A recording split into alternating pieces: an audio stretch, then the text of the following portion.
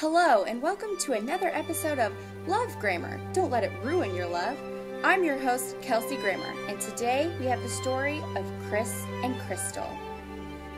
It was just another ordinary love story.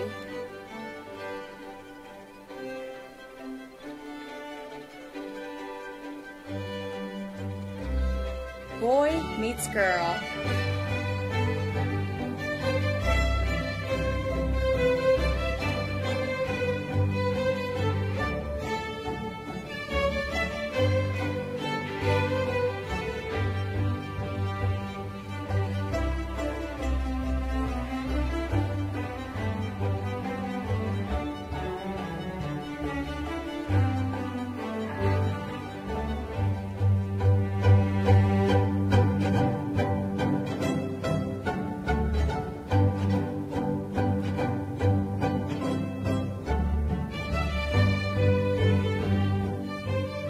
Boy falls for girl.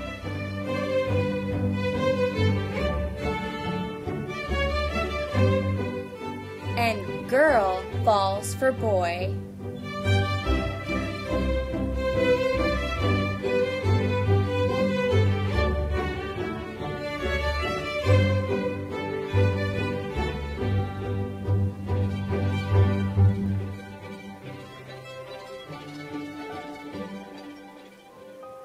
Unfortunately, this boy and this girl let possessives get in the middle of their relationship.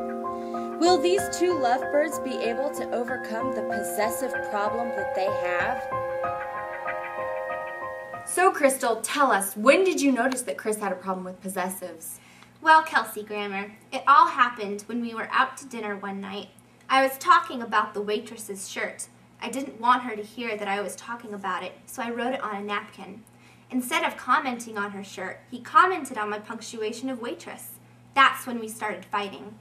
Every time I say anything with a possessive in it, he questions me on spellings, and then we begin fighting.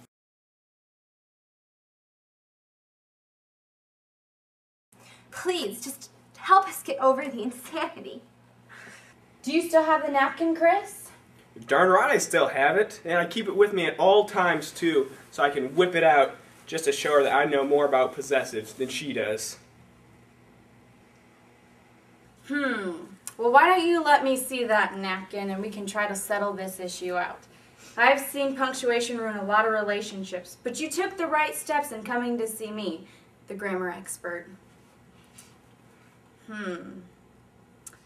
All right, Chris. Well, what do you think the right way to punctuate waitress is? Well, obviously, there's an apostrophe and an S after the final S in waitress. Well, would it surprise you if I told you that that is actually incorrect? Well, of course. I mean, what way else can we put it? Well, the general rule, according to Tim Harrower's Inside Reporting, for this situation is that the singular common nouns ending in S, you should add an apostrophe and another S, except when the next word begins with an S. Since the next word was shirt, Crystal was completely right in saying that there wasn't supposed to be an extra S. Of course. Oh my gosh, how could I be such a fool? Pookie, please forgive me. I never want to fight over possessives again. Me neither. Kelsey Grammer, what else is important for us to know so that we don't fight about this anymore? Well, here are the main things that you should remember.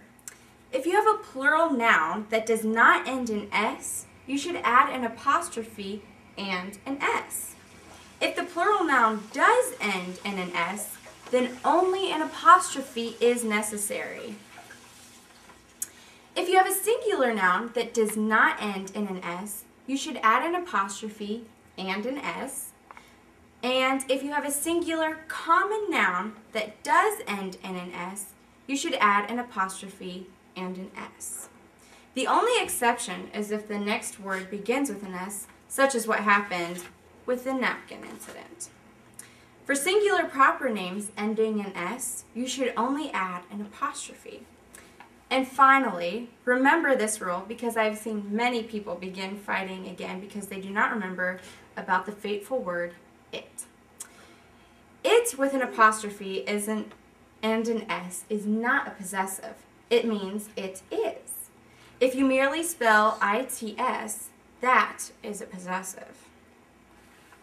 Thank you so much, Kelsey Grammer. You've saved our relationship.